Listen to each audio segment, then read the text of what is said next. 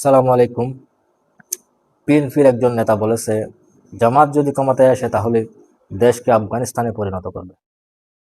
তো আজকে আমরা যদি আফগানিস্তানের দিকে তাকাই তাহলে দেখব তারা আজ বিশ্বের দরবারে মাথা উঁচু করে দাঁড়িয়েছে। তারা তারা দেখিয়ে দিয়েছে তালেবানের শাসন আমলটা কেমন।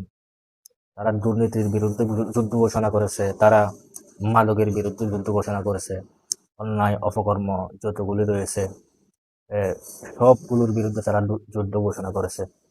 তো আসলে এইরকম আফগানিস্তানের মতো একটি দেশ তো আমরা চাই।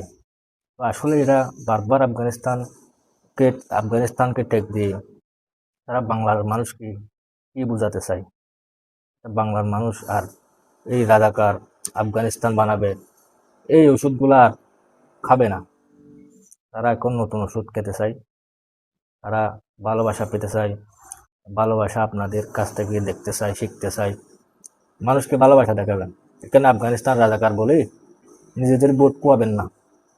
নিজেদের ভোট বাক্সে যদি ভোট পেতে চান তাহলে মানুষকে নতুন কিছু দেন, মানুষকে ভালোবাসা দেখান। ভবিষ্যৎ দেশ সামনে কোথায় গিয়ে দাঁড়াবে, উন্নতিগুলি মানুষকে দেখান, প্ল্যান বাইর করে দেন। প্ল্যান ভিতরে রাখবেন না, প্ল্যানগুলো যাহা আছে সবগুলা বাহির করে দেন, মানুষ দেখুক, আপনাদেরকে ভোট দিবে। তো আপনারা কি করবেন দেশকে? আপনাদের প্ল্যান তো এখনো বলেন নাই মানুষের সামনে।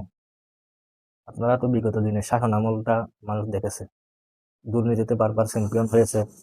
ইনশাল্লাহ আপনাদের এসব অপপ্রচার মানুষ কান দেবে না। মানুষ আগামী 12 তারিখ নীরব ভোট বিপ্লবের মাধ্যমে আপনাদের এসব অপকর্ম, এসব অপপ্রচারের জবাব দেবে ইনশাল্লাহ।